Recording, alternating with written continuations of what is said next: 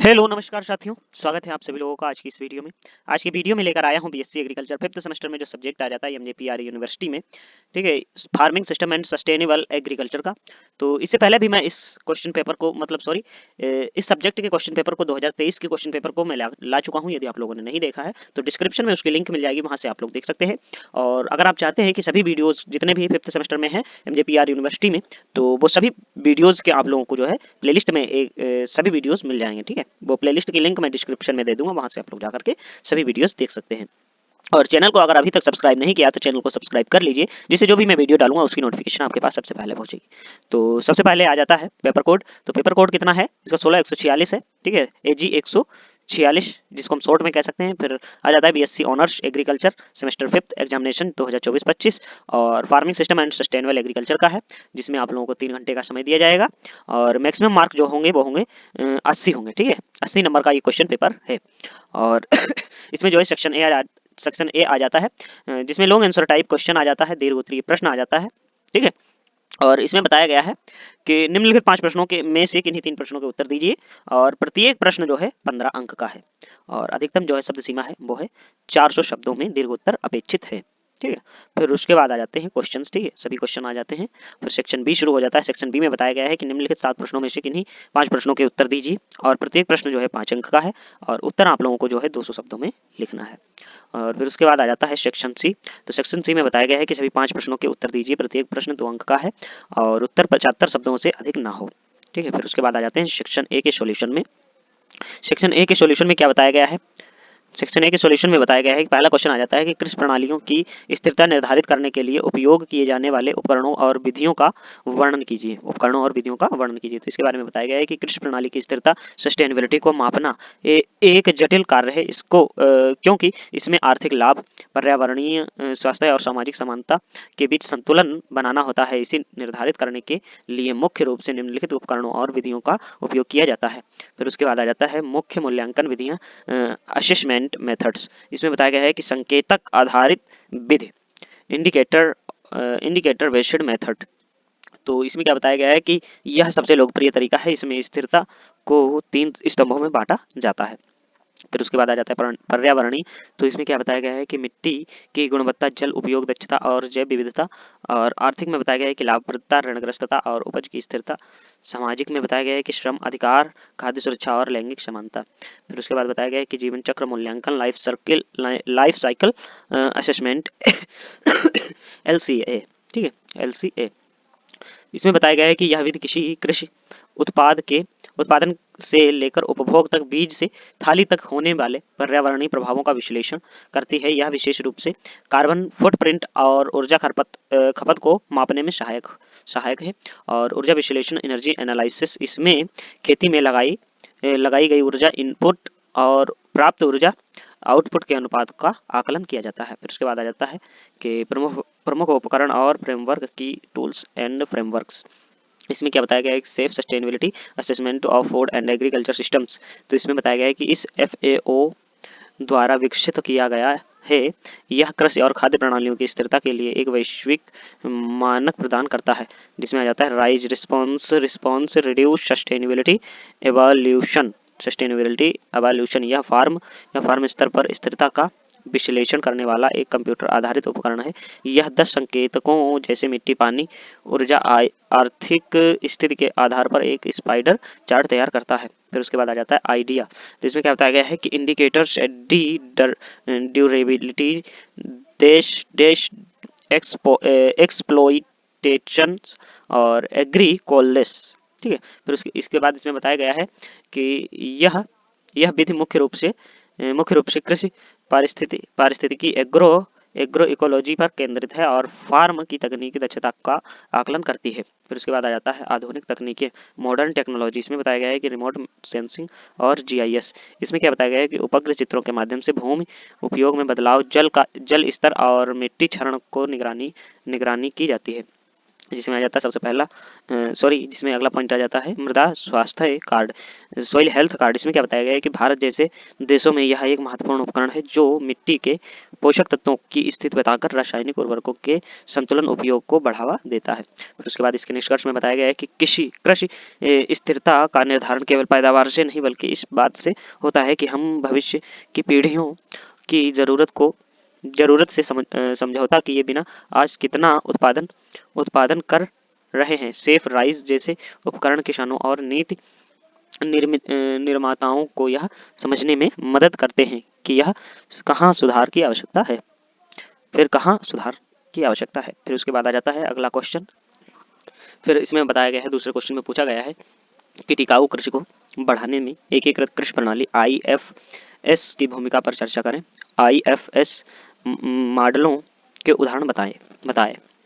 तो इसके बारे में क्या बताया गया है कि एकीकृत कृषि प्रणाली इंटीग्रेटेड फार्मिंग सिस्टम IFS आधुनिक समय में टिकाऊ कृषि और ग्रामीण अर्थव्यवस्था को मजबूत करने का एक सशक्त माध्यम है। इसका मुख्य उद्देश्य खेती के विभिन्न घटकों जैसे फसल, पशुपालन, मछली पालन, वानिकी आदि इस तरह जोड़ना कि यह घटक का अपशिष्ट दूसरे घटक के लिए संसाधन बन जाए। फिर उसके बाद आ जाता है टिकाऊ कृषि में IFS की भूमिका। फिर इसमें बताया गया है कि संसाधन उपयोग दक्षता, जिसमें आ जाता है IFS में खेती के अवशेषों का पुनर्चक्रण रिसाइकलिंग होता है और उदाहरण के लिए फसल के अवशेषों पशुओं का चारा बनते हैं और पशुओं का गोबर खाद के रूप में खेतों में वापस जाता है। इससे बाहरी इनपुट जैसे रसायन उर्वरक पर निर्भरता कम होती है। फिर उसके बाद आ जाता है दूसरा पॉइंट, जिसमें पूछा गया है कि मृदा स्वास्थ्य और उर्वरता क्या है। तो इसमें क्या बताया गया है कि जैविक खाद और वर्मी कंपोस्ट के निरंतर उपयोग से मिट्टी की संरचना और पोषक तत्वों में सुधार होता है, जो दीर्घकालिक कृषि के लिए आवश्यक होता है। फिर उसके बाद आ जाता है आर्थिक स्थिरता और जोखिम प्रबंधन। इसमें क्या बताया गया है कि केवल एक फसल पर निर्भर रहने वाले बजाय किसान के पास आय के कई स्रोत होते हैं। यदि किसी कारणवश फसल खराब हो जाए तो पशुपालन या मुर्गी पालन से आय बनी रहती है। फिर उसके बाद बताया गया है कि पर्यावरण संरक्षण में क्या बताया गया है कि यह प्रणाली प्रदूषण को कम करती है, क्योंकि कृषि अपशिष्ट को जलाया नहीं जाता बल्कि उसका सदुपयोग किया जाता है। साथ ही जैव विविधता को भी बढ़वार मिलती है। फिर उसके बाद बताया गया है कि वर्ष भर आय और रोजगार, इसमें कैसा सहायता मिलती है। तो इसमें बताया गया है कि पारंपरिक खेती में किसान कुछ महीनों के लिए बेरोजगार हो जाते हैं, लेकिन IFS मॉडल में डेयरी बागवानी या मधुमक्खी पालन जैसे कार्यों से पूरे वर्ष आय प्राप्त होती रहती है। फिर बताया गया है कि प्रमुख IFS मॉडल के उदाहरण IFS मॉडल्स। इसमें बताया गया है कि IFS का चयन क्षेत्र की जलवायु, पानी की उपलब्धता और बाजार की मांग पर निर्भर करता है। इसके कुछ प्रभावी मॉडल निम्नलिखित हैं। कौन कौन से हैं? जैसे फसल डेयरी मॉडल में क्या बताया गया है कि यह भारत में सबसे लोकप्रिय है। इसमें अनाज उत्पादन के साथ गाय या भैंस पालन किया जाता है। पशुओं को चारा मिलता है और बदले में दूध व जैविक खाद प्राप्त होता है। फिर उसके बाद बताया गया है कि धान प्लस मछली प्लस बतख पालन। इसमें क्या बताया गया है कि तटीय और जलभराव वाले क्षेत्रों के लिए यह आदर्श है।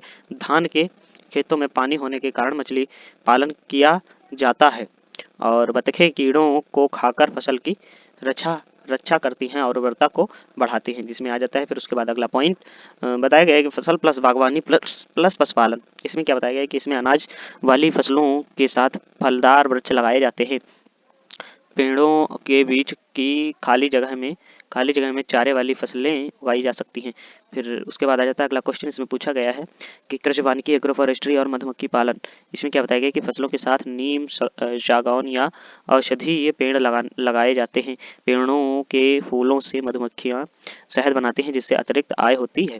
फिर उसके बाद इसके निष्कर्ष में बताया गया है कि एकीकृत कृषि प्रणाली न केवल किसानों की आय दोगुनी करने का मार्ग है, बल्कि यह आने वाली पीढ़ियों के लिए पर्यावरण और मिट्टी को सुरक्षित रखने का एक वैज्ञानिक और व्यवहारिक समाधान भी है। फिर उसके बाद आ जाता है अगला क्वेश्चन हमारा। इसमें क्या पूछा गया है कि टिकाऊ कृषि के ऐतिहासिक विकास और उद्देश्यों और विशेषताओं की व्याख्या करें। यह पारंपरिक कृषि से किस प्रकार भिन्न है। तो इसमें क्या बताया गया है कि सतत या टिकाऊ कृषि सस्टेनेबल एग्रीकल्चर न केवल पर्यावरण के अनुकूल है बल्कि यह भविष्य की पीढ़ियों के लिए संसाधनों को सुरक्षित रखने का एक व्यवहारिक दृष्टिकोण भी है। फिर बताया गया है कि यहाँ इसका विस्तृत विवरण भी दिया गया है। तो इसमें क्या बताया गया है कि ऐतिहासिक विकास हिस्टोरिकल डेवलपमेंट, इसमें क्या बताया गया है कि टिकाऊ कृषि की जड़ें प्राचीन खेती प्रणालियों में है जहां प्रकृति के साथ तालमेल बैठाकर खेती की जाती है। हालांकि इसका आधुनिक स्वरूप 1960 से 1970 की हरित क्रांति के दुष्प्रभावों के जवाब में उभरा है। फिर उसके बाद बताया गया है अगले पॉइंट में क्या बताया गया है कि 1980 के दशक में क्या बताया गया है कि सतत कृषि शब्द लोकप्रिय हुआ जब वैज्ञानिकों ने अत्यधिक रसायनों के कारण मिट्टी उर्वरता में गिरावट और जल प्रदूषण को नोटिस किया। फिर उसके बाद आ जाता है ब्रंडलैंड रिपोर्ट 1987। इसमें बताया गया है कि इस रिपोर्ट ने सतत विकास की अवधारणा दी जिससे कृषि में भी स्थिरता के विचार को वैश्विक पहचान मिली।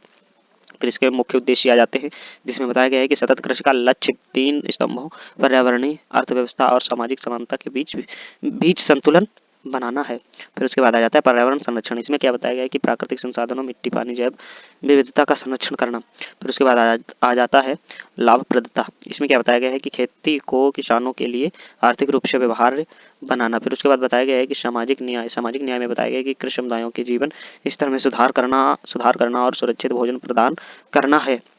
फिर उसके बाद बताया गया है कि मुख्य विशेषताएं। इसमें क्या बताया गया है कि मिश्रित खेती और फसल चक्र, एक ही खेत में अलग अलग फसलें उगाना ताकि मिट्टी के पोषक तत्व बने रहें।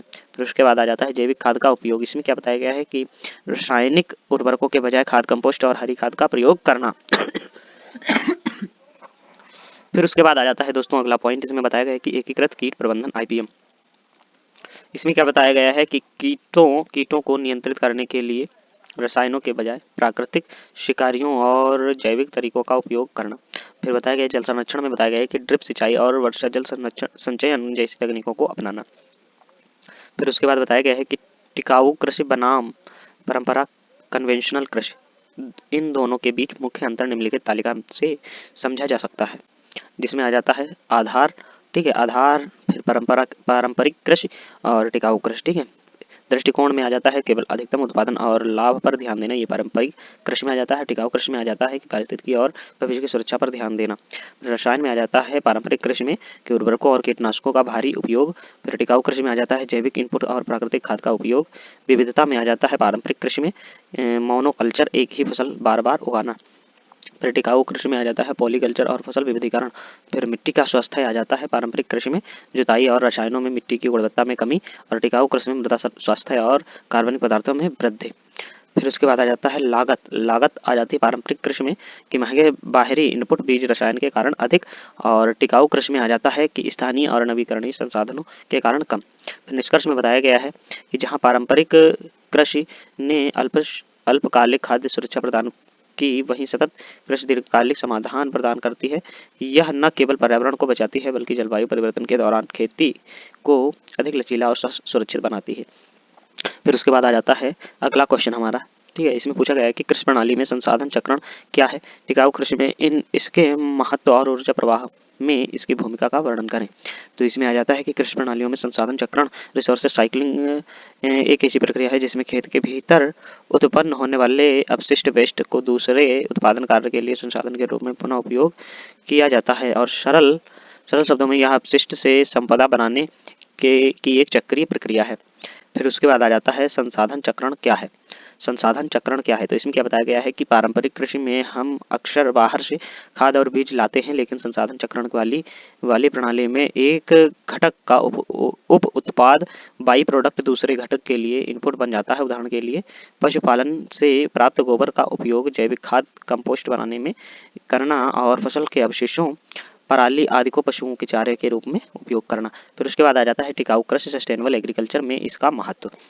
इसके महत्व में क्या आ जाता है कि टिकाऊ कृषि का मुख्य उद्देश्य पर्यावरण को नुकसान पहुंचाए बिना लंबे समय तक उत्पादन बनाए रखना, और इसमें संसाधन चक्रण की भूमिका निम्नलिखित है। फिर उसके बाद आ जाता है अगला पॉइंट, इसमें पूछा गया है कि लागत में कमी में क्या बताया गया है कि जब किसान खाद, चारा और बीज के लिए बाजार पर निर्भर नहीं रहता है तो खेती की लागत काफ़ी कम हो जाती है। मृदा स्वास्थ्य में बताया गया है कि रासायनिक उर्वरकों के बजाय फसल अवशेषों और गोबर की खाद के चक्रण से मिट्टी में कार्बनिक पदार्थों की वृद्धि होती है, जिससे मिट्टी की उर्वरता बनी रहती है। पर्यावरण संरक्षण में क्या बताया गया है कि संसाधन चक्रण से कृषि अपशिष्ट को जलाने या फेंकने की आवश्यकता नहीं पड़ती, जिससे वायु और जल प्रदूषण कम होता है। फिर उसके बाद बताया गया कि जैव विविधता, इसमें क्या बताया गया है कि यह प्रणाली सूक्ष्म जीवों और लाभकारी कीटों के पनपने के लिए अनुकूल वातावरण प्रदान करती है। फिर उसके बाद आ जाता है ऊर्जा प्रवाह, एनर्जी फ्लो में भूमिका। तो इसमें क्या बताया गया है कि पारिस्थितिकी तंत्र में ऊर्जा का प्रवाह रैखिक होता है, लेकिन कृषि प्रणाली में संसाधन चक्रण इस ऊर्जा का अधिकतम उपयोग सुनिश्चित करता है। फिर उसके बाद आ जाता है ऊर्जा का संरक्षण। इसमें बताया गया है कि बाहर से सिंथेटिक उर्वरक लाने में बहुत अधिक जीवाश्म ईंधन ऊर्जा खर्च होता है। चक्रण के माध्यम से हम उस छिपी हुई ऊर्जा की बचत करते हैं। फिर उसके बाद बताया गया कि पोषक तत्व पुनर्चक्रण। इसमें क्या बताया गया कि सूर्य की ऊर्जा का उपयोग करके पौधे जो पोषक तत्व बनाते हैं वे कटाई के बाद मिट्टी में वापस चले जाते हैं। यह कार्बन नाइट्रोजन अनुपात को संतुलित रखता है जो ऊर्जा के सुचारू प्रवाह के लिए आवश्यक है। जिसमें आ जाता है बायोमास रूपांतरण। इसमें क्या बताया गया है कि फसल के अवशेषों को बायोगैस में बदलकर ऊर्जा का एक नया स्रोत प्राप्त किया जा सकता है, जो खाना पकाने या बिजली के लिए उपयोग होता है। फिर उसके बाद आ जाता है निष्कर्ष में बताया गया है कि संसाधन चक्रण केवल एक तकनीक नहीं बल्कि प्रकृति के साथ तालमेल बिठाने का एक तरीका है। यह न केवल किसान की आय बढ़ाता है बल्कि हमारी आने वाली पीढ़ियों के लिए संसाधनों को सुरक्षित भी रखता है। फिर उसके बाद आ जाता है दोस्तों क्वेश्चन नंबर 5। ठीक है, तो इस क्वेश्चन में पूछा गया है कि कृषि प्रणालियों में कृषि जलवायु क्षेत्रों की अवधारणा, घटकों और अनुकूलन तकनीकियों पर चर्चा करें। तो इसमें क्या बताया गया है कि कृषि जलवायु क्षेत्र एग्रो क्लाइमेट जोन्स कृषि प्रबंधन का एक वैज्ञानिक दृष्टिकोण है, जो खेती को केवल जमीन के टुकड़ों के रूप में नहीं बल्कि एक पारिस्थितिक इकाई के रूप में देखता है। इसका मुख्य उद्देश्य संसाधन का कुशल उपयोग और टिकाऊ उत्पादन सुनिश्चित करना है। फिर उसके बाद बताया गया है कि यहाँ इसका विस्तृत विवरण दिया गया है कि अवधारणा में क्या बताया गया है, कॉन्सेप्ट में बताया गया है कि एक कृषि जलवायु क्षेत्र एक ऐसा भूमि क्षेत्र है जहाँ की जलवायु परिस्थितियाँ जैसे वर्षा, तापमान और मृदा की विशेषता लगभग समान होती है। यह अवधारणा इस विचार पर आधारित है कि एक समान जलवायु वाले क्षेत्र में फसलों का व्यवहार और कृषि पद्धतियाँ एक जैसी होनी चाहिए। भारत में योजना आयोग अब नीति आयोग ने देश को 15 प्रमुख कृषि जलवायु क्षेत्रों में विभाजित किया है। फिर उसके बाद बताया गया प्रमुख घटक कंपोनेंट्स। इसमें क्या बताया गया है कि कृषि जलवायु क्षेत्रों का निर्धारण निम्नलिखित कारकों के आधार पर किया जाता है, जिसमें पहला आ जाता है जलवायु कारक और मृदा के गुण, जल विज्ञान और स्थलाकृत फसल प्रणाली। तो जलवायु कारक में बताया गया है कि इसमें वार्षिक वर्षा के मात्रा, वितरण, तापमान, न्यूनतम और अधिकतम आर्द्रता और सौर विकिरण शामिल है। फिर उसके बाद बताया गया है कि मिट्टी की बनावट, गहराई, जल धारण क्षमता और पोषक तत्वों की स्थिति। फिर उसके बाद आ जाता है जल विज्ञान में बताया गया है कि सतह और भूजल की उपलब्धता और सिंचाई की संभावनाएं। फिर उसके बाद आ जाता है स्थलाकृत। इसमें बताया गया है कि भूमि की ढलान, ऊंचाई और भू आकृत। फिर उसके बाद आ जाता है फसल प्रणाली में उस क्षेत्र में उगाई जाने वाली पारंपरिक फसलें और पशुपालन की स्थितियाँ। फिर उसके बाद आ जाता है अनुकूलन तकनीकें। इसमें क्या बताया गया है ऑप्टिमाइजेशन टेक्निक्स। इसमें बताया गया है कि कृषि प्रणालियों में इन क्षेत्रों का सर्वोत्तम लाभ उठाने के लिए निम्नलिखित रणनीतियों का अपनाई जाती हैं। इन रणनीतियों को जो है अपनाया जाता है। फिर आ जाता है फसल विविधीकरण। इसमें बताया गया है कि क्षेत्र की जलवायु के अनुकूल फसलों का चयन करना, उदाहरण के लिए शुष्क क्षेत्रों में मोटे अनाज, मिलेट्स और दलहन को बढ़ावा देना।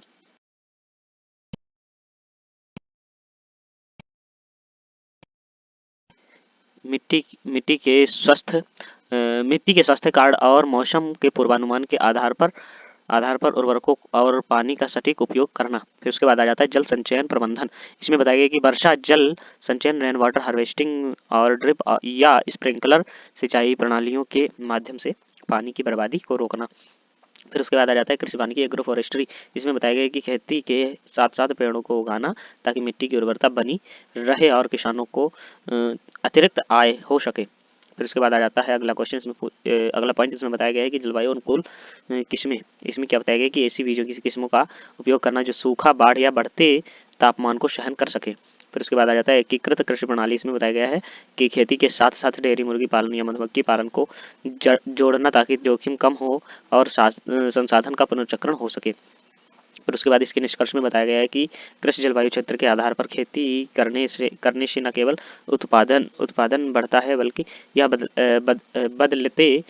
बदलते जलवायु परिवेश क्लाइमेट चेंज में खाद्य सुरक्षा सुनिश्चित करने का सबसे प्रभावी तरीका है। यह मिट्टी और मौसम के अनुसार फसल के सिद्धांत पर जोर देता है। तो अगर आप लोगों को दोस्तों ये पीडीएफ चाहिए तो उसके लिए आप लोगों को टेलीग्राम चैनल को ज्वाइन करना पड़ेगा, और टेलीग्राम चैनल की आप लोगों को जो है लिंक डिस्क्रिप्शन में मिल जाएगी, या तो आप चैनल पर जाकर के टेलीग्राम चैनल में ज्वाइन हो सकते हैं। यदि आप लोगों के पास कोई ऐसी पीडीएफ है जो आप हमें सेंड करना चाहते हैं, जिसकी आप वीडियो बनवाना चाहते हैं, या आपका जो भी एग्जाम हो चुका है और उसकी आप जो है पीडीएफ बनाकर, क्वेश्चन पेपर की पीडीएफ बनाकर के आप हमें अगर सेंड करना चाहते हैं, ठीक है, और दोस्तों की जो है आप हेल्प करना चाहते हैं, तो उसके लिए आप लोगों को इंस्टाग्राम चैनल की लिंक मिल जाएगी चैनल पे, ठीक है, तो वहाँ से आप लोग जो है हमें पीडीएफ भेज सकते हैं।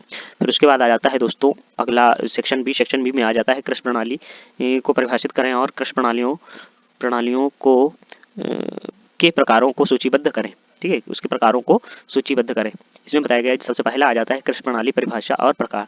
इसमें क्या बताया गया है कि कृषि प्रणाली फार्मिंग सिस्टम, इसमें बताया गया है कि एक जटिल और संगठित इकाई है जिसमें किसान अपने उपलब्ध भूमि, पूंजी, श्रम और तकनीक का उपयोग करके फसलों के उत्पादन, पशुपालन और अन्य संबंधित गतिविधियों का प्रबंधन करता है। फिर इसका मुख्य उद्देश्य सीमित संसाधनों का कुशलतापूर्वक उपयोग करके अधिकतम उत्पादन और लाभ प्राप्त करना है। फिर उसके बाद आ जाता है सरल शब्दों में यह केवल खेती करना नहीं है, बल्कि खेती के विभिन्न घटकों जैसे मिट्टी, पानी, बीज, पशु के बीच के तालमेल की एक प्रक्रिया है। कृषि प्रणालियों के प्रमुख प्रकार, इसमें कौन से प्रमुख प्रकार हैं इसके बारे में जान लेते हैं। विश्व स्तर पर और भारतीय संदर्भ में कृषि प्रणालियों को उनके संचालन और उद्देश्य के आधार पर मुख्य रूप में निम्नलिखित वर्गों में विभाजित किया गया है, जिसमें आ जाता है निर्वाह कृषि में बताया गया है कि इसमें किसान केवल अपने परिवार की जरूरतों को पूरा करने के लिए फसलें उगाता है और इसमें अधिशेष बहुत कम होता है। फिर उसके बाद आ जाता है वाणिज्यिक कृषि में आ जाता है इस प्रणाली का मुख्य उद्देश्य इस फसल को बाजार में बेचकर लाभ कमाना है और इसमें बड़ी भूमि और आधुनिक मशीनरी का उपयोग होता है। फिर उसके बाद आ जाता है मिश्रित कृषि। इसमें बताया गया है कि इसमें फसलों के उत्पादन के साथ साथ पशुपालन भी किया जाता है, जिससे आय के स्रोत बढ़ जाते हैं। फिर उसके बाद आ जाता है बागवानी कृषि। इसमें क्या बताया गया है कि यह एक नकदी फसल प्रणाली है जिसमें चाय, कॉफी या रबर जैसी फसलों को बड़े पैमाने पर एक ही क्षेत्र में उगाया जाता है। फिर उसके बाद आ जाता है गहन कृषि, इंटेंसिव फार्मिंग। तो इसमें क्या बताया गया है कि कम भूमि पर अधिक श्रम और उर्वरकों का उपयोग करके अधिक पैदावार लेने की प्रक्रिया। विस्तृत कृषि एक्सटेंसिव फार्मिंग। इसमें बताया गया है कि यह बड़े भूखंडों पर की जाती है, लेकिन प्रति इकाई क्षेत्र में श्रम और निवेश तुलनात्मक रूप से कम होता है। जैविक खेती, ऑर्गेनिक फार्मिंग, इसमें रासायनिक उर्वरकों के बजाय प्राकृतिक खाद और कीटनाशकों का प्रयोग किया जाता है। फिर उसके बाद आ जाता है दूसरा क्वेश्चन। इसमें पूछा गया है कि कृषि प्रणालियों के रखरखाव को प्रभावित करने वाले कारक कौन कौन से हैं, जिसमें बताया गया है कि कृषि प्रणाली फार्मिंग सिस्टम का रखरखाव एक जटिल प्रक्रिया है जो कई प्राकृतिक, आर्थिक और सामाजिक कारकों पर निर्भर करता है। इनका संतुलन ही खेती की स्थिरता और उत्पादकता को निर्धारित करता है। जिसमें आ जाता है कृषि प्रणाली रखरखाव को प्रभावित करने वाले मुख्य कारक निम्नलिखित हैं। कौन कौन से हैं? प्राकृतिक या पर्यावरणीय कारक, जलवायु, वर्षा की मात्रा, तापमान और सूर्य के प्रकाश की अवधि सीधे तौर पर फसल चक्र को प्रभावित करती है। मिट्टी की उर्वरता। इसमें क्या बताया गया है कि मिट्टी के पोषक तत्व, पीएच मान और जल धारण क्षमता यह तय करते हैं कि प्रणाली कितने बाहरी इनपुट, खाद, उर्वरक की आवश्यकता है। फिर उसके बाद बताया गया है कि जल उपलब्धता। इसमें क्या बताया गया है? सिंचाई के स्रोतों, नहर, कुआं, वर्षा की सुलभता प्रणाली के स्थायित्व के लिए महत्वपूर्ण है। फिर उसके बाद आ जाता है आर्थिक कारक। इसमें बताया गया पूंजी और ऋण। इसमें बताया गया है कि बीज, मशीनरी और उर्वरक खरीदने के लिए धन की उपलब्धता रखरखाव को प्रभावित करती है। फिर उसके बाद आ जाता है कि बाजार की मांग।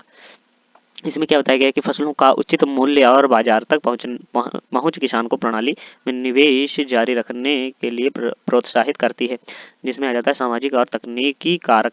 पहला पॉइंट आ जाता है जिसमें पारिवारिक श्रम, खेती में परिवार के सदस्यों की भागीदारी या सस्ते श्रमिकों की उपलब्धता, तकनीकी ज्ञान। इसमें बताया गया है कि आधुनिक कृषि यंत्रों, हाइब्रिड बीजों और कीट नियंत्रण के लिए नए तरीकों का ज्ञान। फिर आ जाता है भूमि धारणा। इसमें बताया गया है कि खेत का आकार छोटा होने पर आधुनिक मशीन का रख रखाव कठिन हो जाता है। फिर उसके बाद आ जाता है संस्थागत कारक। इसमें बताया गया है कि सरकारी नीतियां, सब्सिडी और कृषि विस्तार सेवाएं भी कृषि प्रणाली के रख रखाव में बड़ी भूमिका निभाती हैं। फिर निष्कर्ष में आ जाता है कि एक सफल कृषि प्रणाली के लिए इन सभी कारकों के बीच उचित तालमेल आवश्यक है ताकि मिट्टी का स्वास्थ्य बना रहे और खेती लाभप्रद बनी रहे। फिर उसके बाद आ जाता है आधुनिक कृषि में बहुफसलीय प्रणाली के महत्व को समझाइए। इसमें क्या बताया गया है कि आधुनिक कृषि बहुफसलीय प्रणाली मल्टीपल क्रॉपिंग सिस्टम एक ऐसी पद्धति है जिसमें एक ही भूमि के टुकड़े पर एक वर्ष के भीतर 2 या 2 से अधिक फसलें उगाई जाती हैं। यह प्रणाली बढ़ती जनसंख्या और घटती कृषि योग्य भूमि के बीच खाद्य सुरक्षा सुनिश्चित करने के लिए अत्यंत महत्वपूर्ण है। फिर उसके बाद आ जाता है बहुफसलीय प्रणाली का महत्व। इसमें बताया गया है कि उत्पादकता में वृद्धि यह सीमित भूमि से अधिकतम पैदावार प्राप्त करने का सबसे प्रभावी तरीका है। इसमें किसान की आय में उल्लेखनीय वृद्धि होती है और संसाधनों का कुशल उपयोग। इसमें बताया गया कि उपलब्ध सिंचाई सुविधाओं, उर्वरकों और सौर ऊर्जा का वर्ष भर इष्टतम उपयोग सुनिश्चित होता है। मृदा उर्वरता बनाए रखना।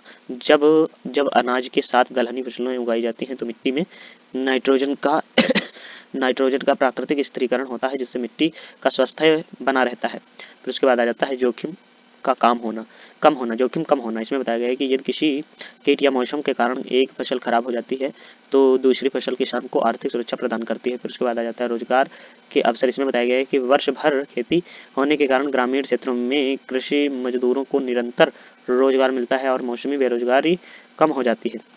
फिर उसके बाद बताया गया है कि खरपतवार और कीट नियंत्रण। इसमें बताया गया है कि अलग अलग फसलों के चक्र से कीटों और खरपतवारों के पनपने का क्रम टूट जाता है जिससे कीटनाशकों पर निर्भरता कम होती है। फिर उसके बाद बताया गया है इसके निष्कर्ष में कि आधुनिक कृषि में जहाँ संसाधनों की कमी है वहाँ बहुफसलीय प्रणाली न केवल प्रति बूंद अधिक फसल के लक्ष्य को प्राप्त करने में सहायक होती है बल्कि यह सतत कृषि सस्टेनेबल एग्रीकल्चर का एक मजबूत आधार भी है।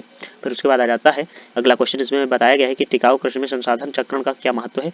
इसमें बताया गया है कि सतत कृषि सस्टेनेबल एग्रीकल्चर में संसाधन चक्रण रिसोर्स साइक्लिंग एक रीढ़ की हड्डी की तरह कार्य करती है। इसका मुख्य उद्देश्य कृषि प्रणाली के भीतर ही संसाधनों का पुनः उपयोग करना ताकि बाहरी इनपुट जैसे रासायनिक उर्वरक पर निर्भरता कम हो सके। फिर उसके बाद बताया गया इसके मुख्य महत्व निम्नलिखित है। कौन से है? मृदा स्वास्थ्य और उर्वरता, सॉइल हेल्थ। इसमें बताया गया कि संसाधन चक्रण के माध्यम से फसल अवशेषों और पशु खाद को वापस मिट्टी में मिलाया जाता है। यह मिट्टी में कार्बनिक पदार्थों ऑर्गेनिक मैटर को बढ़ाता है और जिससे सूक्ष्म जीवों की गतिविधि तेज होती है और मिट्टी की जल धारण क्षमता सुधार होता है। और पोषक तत्वों का प्रबंधन न्यूट्रिशन मैनेजमेंट। इसमें बताया गया है कि प्रकृति में पोषक तत्व एक चक्र के रूप में चलते हैं। जब हम फसल के अवशेषों या जैविक कचरे का खाद के रूप में और उपयोग करते हैं तो नाइट्रोजन, फास्फोरस और पोटेशियम जैसे आवश्यक तत्व वापस मिट्टी में पहुंच जाते हैं। इससे महंगे और हानिकारक रासायनिक उर्वरक की आवश्यकता कम हो जाती है। फिर उसके बाद बताया गया कि लागत में कमी, इकोनॉमिक एफिशिएंसी। इसमें बताया गया है कि जब किसान अपने खेत के कचरे, बीज और खाद का पुनर्चक्रण करता है तो उसकी खेती के लागत, इनपुट कॉस्ट काफ़ी कम हो जाती है। यह छोटे किसानों के लिए खेती को अधिक लाभदायक और आत्मनिर्भर बनाता है। फिर उसके बाद बताया गया कि पर्यावरणीय संरक्षण। इसमें बताया गया कि संसाधन चक्रण से कचरा प्रबंधन आसान हो जाता है। उदाहरण के लिए पराली जलाने के बजाय उसे खाद बनाना वायु प्रदूषण को रोकता है। साथ ही रसायनों का कम उपयोग भूजल और स्थानीय पारिस्थितिकी तंत्र को प्रदूषित होने से बचाता है। फिर उसके बाद आ जाता है निष्कर्ष में बताया गया है कि संसाधन चक्रण न केवल प्रकृति के संतुलन को बनाए रखता है बल्कि यह भविष्य की पीढ़ियों के लिए खेती को सुरक्षित और उत्पादक बनाने का सबसे प्रभावी तरीका है। फिर उसके बाद आ जाता है 5वां क्वेश्चन। इसमें पूछा गया है कि निम्न बाह्य इनपुट सतत कृषि पर संक्षिप्त टिप्पणी लिखिए। इसमें क्या बताया गया कि निम्न बाह्य इनपुट सतत कृषि। इसमें बताया गया कि निम्न बाह्य इनपुट सतत कृषि low external input sustainable agriculture LEISA खेती की एक ऐसी पद्धति है जो पर्यावरण के अनुकूल और आर्थिक रूप से टिकाऊ है। इसका मुख्य उद्देश्य रासायनिक उर्वरकों, कीटनाशकों और महंगी मशीनों जैसे बाहरी संसाधनों पर निर्भरता को कम करना है। फिर बताया गया है कि LEISA की प्रमुख विशेषता विशेषताएं। इसमें बताया गया है कि स्थानीय संसाधनों का उपयोग। इसमें बताया गया है कि इसमें किसान अपने पास उपलब्ध संसाधनों जैसे गोबर की खाद, कंपोस्ट, हरी खाद और फसल अवशेषों का उपयोग करते हैं। फिर उसके बाद आ जाता है अगला पॉइंट, इसमें बताया गया है पारिस्थितिकी संतुलन में बताया गया है कि यह मिट्टी की उर्वरता बढ़ाने के लिए फसल चक्र, क्रॉप रोटेशन को मिश्रित खेती को बढ़ावा देता है। फिर उसके बाद आ जाता है लागत में कमी। इसमें क्या बताया गया है कि चूंकि बाहरी रसायनों की खरीद कम हो जाती है, इसलिए खेती की कुल लागत घटती है, जो छोटे किसानों के लिए बहुत फायदेमंद है। फिर उसके बाद बताया गया है कि पर्यावरण संरक्षण, यह पद्धति जल प्रदूषण को रोकती है और मिट्टी की जैविक संरचना को बनाए रखती है। फिर उसके बाद बताया गया है कि कीट प्रबंधन। इसमें बताया गया है कि रासायनिक कीटनाशकों के बजाय जैविक नियंत्रण और नीम के अर्क जैसे प्राकृतिक तरीकों का प्रयोग किया जाता है। जिसमें आ जाता है निष्कर्ष में आ जाता है LEISA केवल एक तकनीक नहीं बल्कि एक दृष्टिकोण है जो प्रकृति के साथ तालमेल बिठाकर खेती करने पर जोर देता है। यह खाद्य सुरक्षा निश्चित करने और जलवायु परिवर्तन के प्रभावों को कम करने में महत्वपूर्ण भूमिका निभाती है। यह उन क्षेत्रों के लिए वरदान है जहां किसान महंगे कृषि इनपुट खरीदने में असमर्थ है। फिर उसके बाद आ जाता है क्वेश्चन नंबर 6। ठीक है, 6th क्वेश्चन आ जाता है। इसमें पूछा गया है कि एकीकृत कृषि प्रणाली IFS संसाधन अनुकूल में कैसे योगदान करता है। इसमें बताया गया है कि एकीकृत कृषि प्रणाली IFS एक ऐसी आधुनिक कृषि तकनीक है जो न केवल पैदावार बढ़ाती है बल्कि उपलब्ध संसाधन का सर्वोत्तम उपयोग, रिसोर्सेज ऑप्टिमाइजेशन भी सुनिश्चित करती है। संसाधन अनुकूल में इसके मुख्य योगदान निम्नलिखित हैं। अपशिष्ट पुनर्चक्रण, वेस्ट रिसाइकलिंग। इसमें क्या बताया गया है कि IFS का मूल मंत्र है कि एक उद्यम का अपशिष्ट वेस्ट दूसरे के लिए संसाधन इनपुट बन जाता है। और उदाहरण के लिए पशुपालन से प्राप्त गोबर का उपयोग बायोगैस बनाने या खाद के रूप में खेतों में किया जाता है, जिससे रासायनिक उर्वरकों में निर्भरता कम होती है। फिर उसके बाद बताया गया कि स्थान का कुशल उपयोग। इसमें क्या बताया गया कि इसमें फसल उत्पादन के साथ साथ पशुपालन, मुर्गी पालन, मत्स्य पालन और मधुमक्खी पालन को एक ही भूमि पर संयोजित किया जाता है, जिससे जमीन के हर इंच को प्रभावी उपयोग होता है। फिर उसके बाद बताया गया है कि ऊर्जा और समय की बचत। इसमें क्या बताया गया है कि जब फसल और पशु एक ही स्थान पर होते हैं तो परिवहन लागत और श्रम की ऊर्जा बचती है। और उदाहरण के लिए खेतों के अवशेषों, भूसा आदि का उपयोग सीधे पशुचारे के रूप में हो जाता है। फिर इसमें बताया गया है कि जल संरक्षण।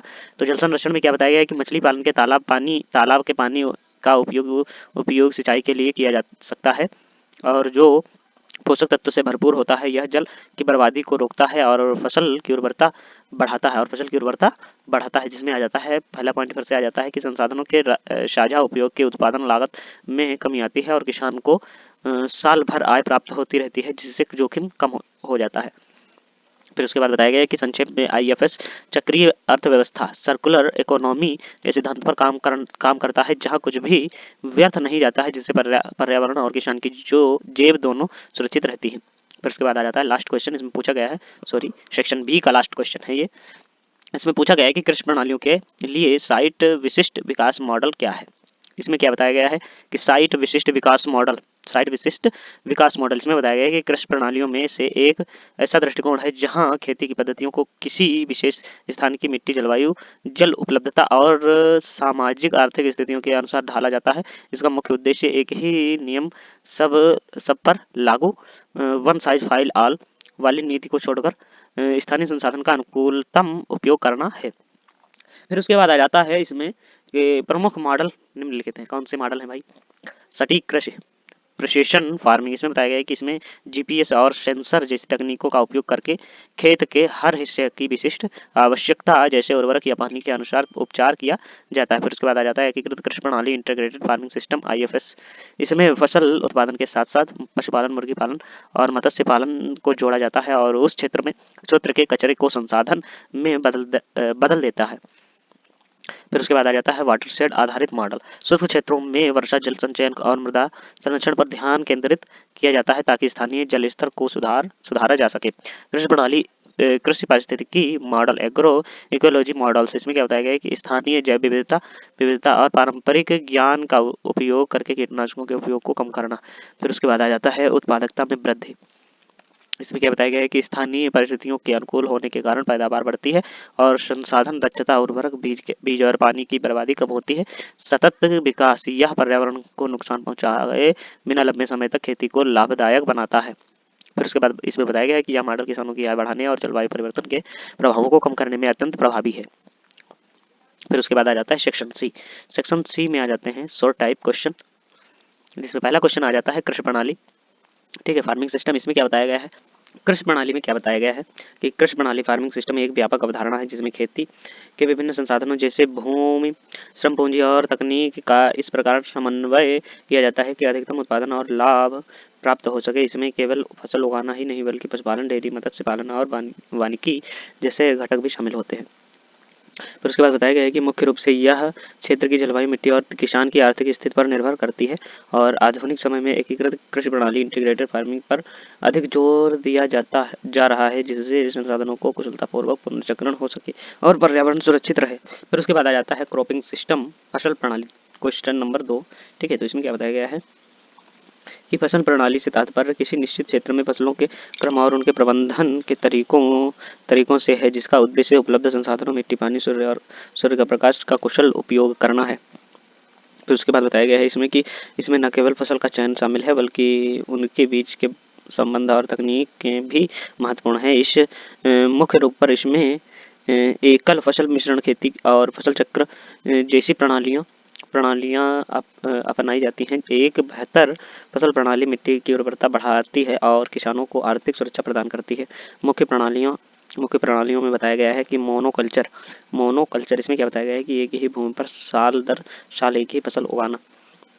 फिर इसमें बताया गया है कि बहुफसली मल्टीपल क्रॉपिंग, इसमें बताया गया है कि एक ही वर्ष में एक ही खेत में 2 या 2 से अधिक फसलें उगा लेना। फिर अंतर फसल इंटर क्रॉपिंग में बताया गया 2 या 2 से अधिक फसलों को एक साथ निश्चित पंक्तियों में उगाना। फिर कृषि में स्थिरता में बताया गया है, कृषि में स्थिरता में क्या बताया गया है, सस्टेनेबल एग्रीकल्चर में बताया गया है कि कृषि में स्थिरता का अर्थ है ऐसी खेती जो वर्तमान की खाद्य आवश्यकताओं को पूरा करते हुए भविष्य की पीढ़ियों की क्षमता से समझौता न करे।